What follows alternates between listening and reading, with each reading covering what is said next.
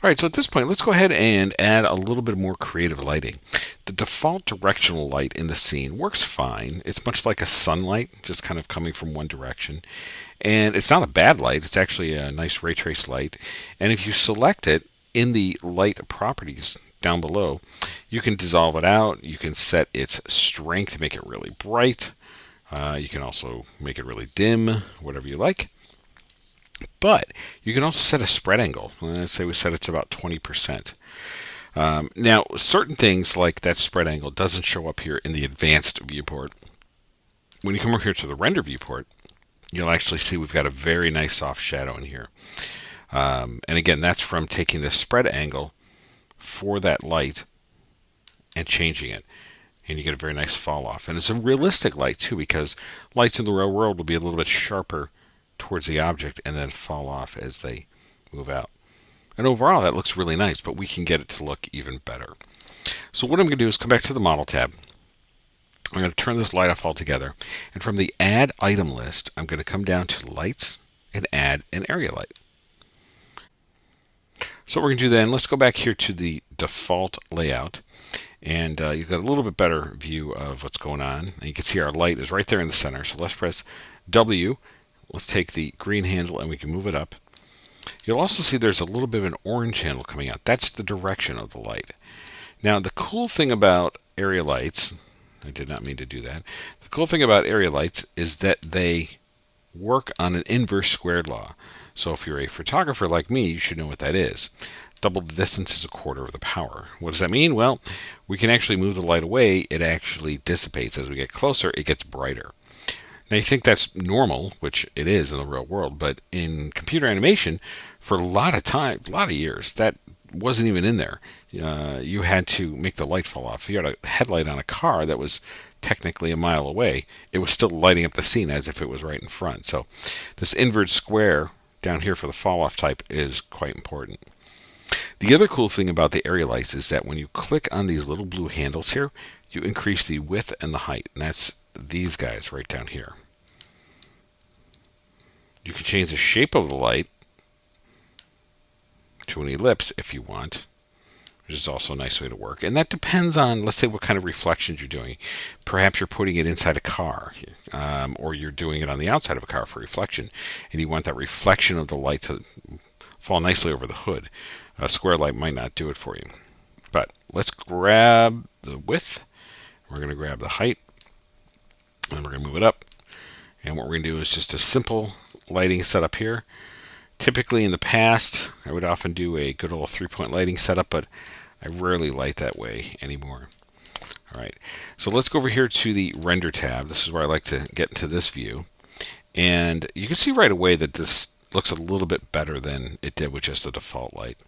Shift A in this bottom view, make sure it's a perspective view right here, because that way we can see everything. If you ever get to a view like this and you can't see your light, remember to press O for options and hit Show Lights. Now you could think, well, I just did that in the other view. You did in the other view. You have to do it for this view as well. All right, and while we're in there, press O again, hit Show Cameras. So now this is what our camera sees. This view right here is coming from this camera right here, which means I want to take this light and I want to move it over here on the X, press E for rotate, and then grab that handle and rotate it around. W for move that over. E for rotate, move that around, and so on. And that way I can see the reaction of my light and the surfaces all together. There's a reason I'm putting it back here too, which you'll see in a minute. And maybe we could rotate it like that. You can even put it right above it too. That's pretty good. Okay, so good. That's what I want. So we got a nice little fall off there. Now we still have the global illumination lighting up this side of it. And you know what? That's fine for right now. So I'm going to Command S to save the scene. This is version 3. So we got one default light. We turned off our directional light right here. Okay. And we have a new area light that's lighting it from behind, and we've saved the scene. The next thing we want to do is go down to the environment, and if you want, you don't have to, but you go to constant, hold the shift key on the zenith color, and click and drag. And look at the difference. because there's no environment, and even though global illumination is on, we suddenly give this thing an entirely different look. Okay, now you can put some color in here if you want. You can see that, and you can shade things that way, but we're just going to turn it off because we want just this one default light. And again, I'll save the scene. And the other thing about the area lights, it has a really beautiful fall off. Right? That is why I made the ground plane so large, and it's actually why I like using area lights, because it just falls off and your eye goes right to the subject. This is great for product shots and even logos and furniture, things like that.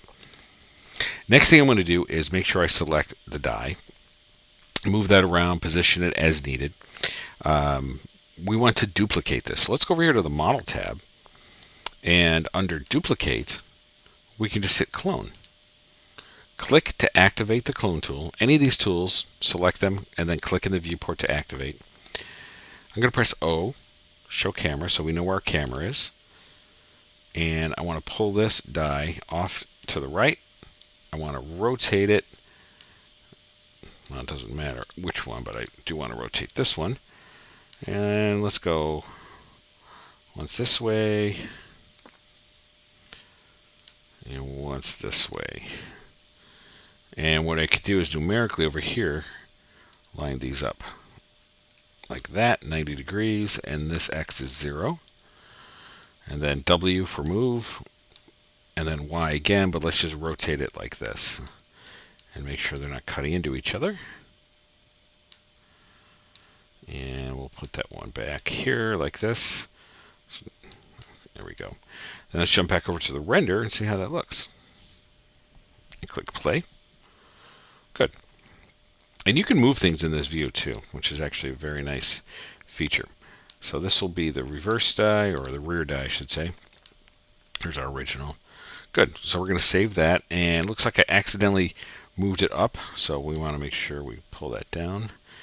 And again, I'm working on a laptop, so I'm pretty sure whatever you're working on will work. So now, even though I have a duplicate, they have the same surface. It's a copy of it. So in the shader tree right here, it says shading, we want to go to red die, select the material, and what can we do with this? Well, we can put some texture on it. We can make it a little shinier. We can work our way down the shading tree. But for right now, I'm just going to go to the material trans, and I'm going to increase the subsurface amount. And what this is, it's often used for skin, but it's also really good for when you want light permeating through. So this interior color, I'm going to make also red, but maybe just a little towards the orange, like that. All right, and now we can increase this. And what we're doing is we're getting that kind of glowy look. So think of the way light hits somebody's ear from behind, or when you've got a solid plastic that's somewhat transparent, but it's really not transparent, it's translucent. Well, the subsurface amount allows the light to permeate through. Now we can increase the maximum depth and play with that a little bit. Make that up to about 7 or 8. Okay. And then if you play with the front weighting, you can actually see how that changes the strength of that. Now we don't quite want them glowing. Not quite like that, but we're going to pull that up to maybe just about 10%. It defaults at 50. And so what I've got here is this sort of, kind of light coming through the cube look, almost like a wax candle. And that's what subsurface is good for. It's also the reason I put the light behind, because I want that light to permeate through. Now I haven't done anything with those dots yet, but I want those to have somewhat of the same property. Okay. Now you can go ahead and do this on your own and tweak this. If you put more samples on down here on the bottom right, it's going to be even more accurate, a little more color. You can increase the scattering distance and just really pull that up and see what happens. Don't ever be afraid to just punch in. If I'm putting in 5 millimeters and 10 millimeters and so on, put 1 meter in, see what happens. Okay? Really gives it a different look and pulls that all the way through. 200 millimeters. Okay? That looks pretty good. Maximum depth, it's 7 meters. What if we did 50 meters? What would happen then? Not a whole lot. Doesn't look like much is going on. Front weighting, if you made this 100%, has sort of a thicker, waxier look. See how that light comes through there? And just because it's 100% doesn't mean you can't maybe go to 300%. Okay? Kind of takes away the effect. So again, if you go negative 100, you get this opposite look. So don't be afraid to put in values more or less than what you might actually think. Okay? A lot of people just say, oh, 0 to 100. It's not always the case. You can see how that changes it. So I'm liking how that's looking, so it's good. So what are we going to do about the white dots? Well, the white dots, really simply, we want the same kind of look, but we want to just keep these a little bit whiter. So here's what we can do. For the red dye in the shader tree, right-click on this material. Copy it. Go to the white dots, right-click, and paste. And you think, but Dan, you spent all that time putting white material in there. I did. The reason I did this is because we had all of these values and all these settings from the red dye that we want to carry over to the white dots. That's fine. It's easier to just copy and paste that and go back to the main reference material and just change the base color.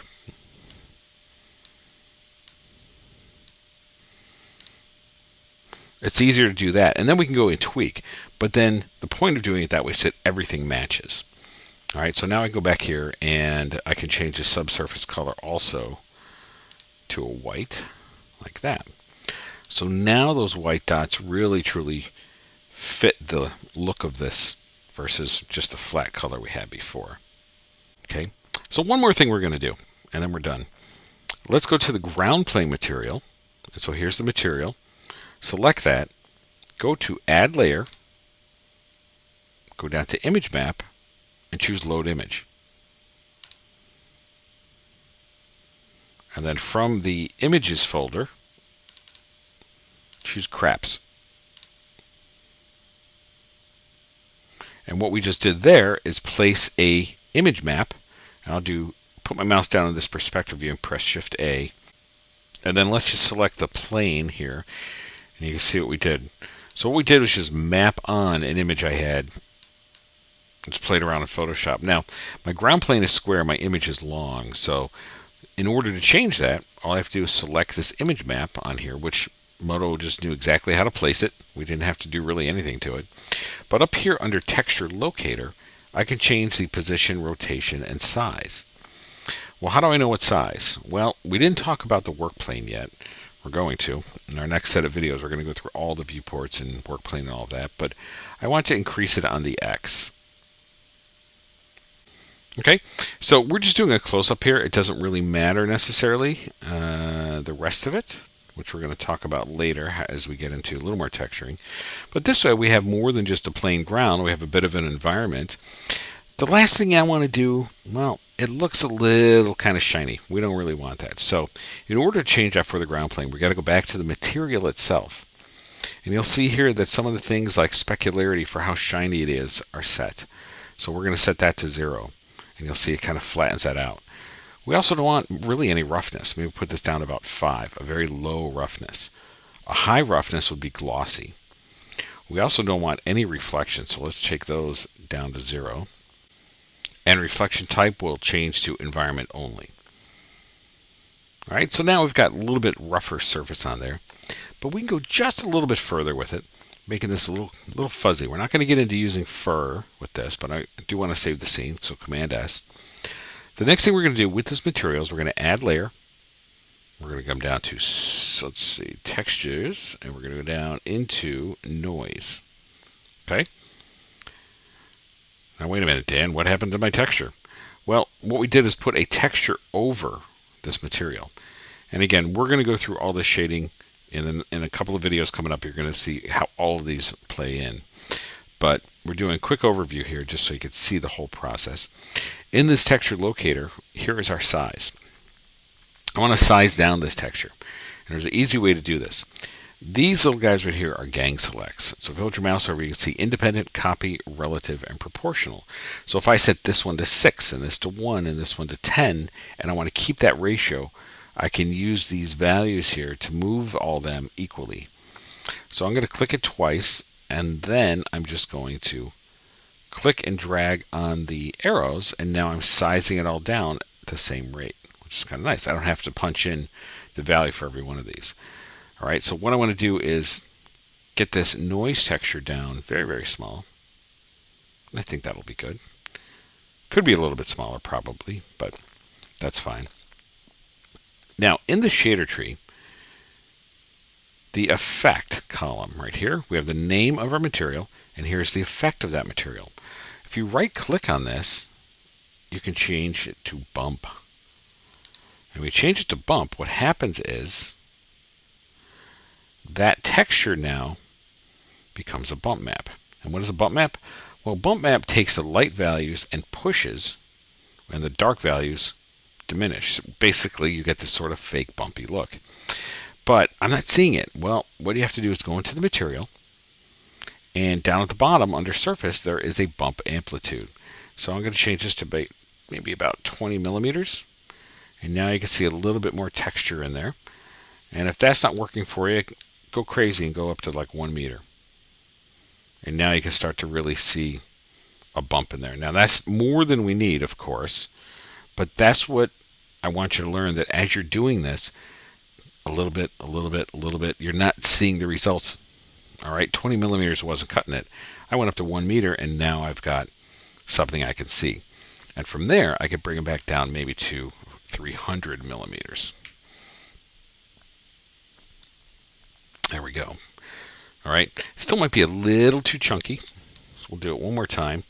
Probably go to 100 millimeters. There we go. All right. And we'll give this a second. And notice I'm shaking the mouse here. One thing Moto does, it'll actually refine under where I'm doing this with the mouse. You can still go ahead and change that texture anytime you want. You don't have to go back and undo the bump map and everything else. So you can go right back up to this noise texture locator, and I can bring the size value down more if I want. I can go back to the craps image and move it around and replace if I need to, and go back to the material and even just use, some specularity on there if I wanted, increase the roughness if I wanted, and so on. So this is going to wrap up this QuickStart tutorial for you. Essentially what we did is we modeled, we got to use the tools, we saw some new selection tools, we got to see the new advanced viewport, we actually added some subsurface scattering, we cloned an item, we did some image mapping, we did some bump mapping, and we did some regular surfacing, and we placed an area light. And that was kind of the whole idea, that you could see this whole process from start to finish on something really simple, but overall just kind of a fun, cool image. And I'm just moving this camera around. I guess the last thing I should show you is how to actually get this out of here. So in this shader tree, when you see shading, select render, and over here on the right you can see first frame, last frame, frame step, and so on. And down here is the resolution. Right now we default to 1280 by 720, 300 dpi. Well, up here at the top is render. Okay. There are some other things like anti-aliasing to smooth it out, to make the shading cleaner, and so on. For now, just hit the render button. A nice big render window will come up, and this will officially draw your image. And you'll see it slows down a little bit on the transparency. Not a big deal. And you see how noisy that is? See that in there? Okay, it really shouldn't be that way in your final. Well, that's where some of the other settings come into play when we render out. So as we get into our render section, I'll talk more about that and values and settings you can use to make that much cleaner. And once this is done, you'll be able to actually save the image, pump it out to whatever you want, JPEG, TIFF, PNG, and so on. But I'm going to save this scene, and later on we're going to come and I'm actually going to show you how dynamics can be used to roll these dice on the scene. So we're going to save this image, and we'll say dice render like that. And we can make it a Targa, FBX, Filmbox, whatever. I'm just going to save it as a PNG.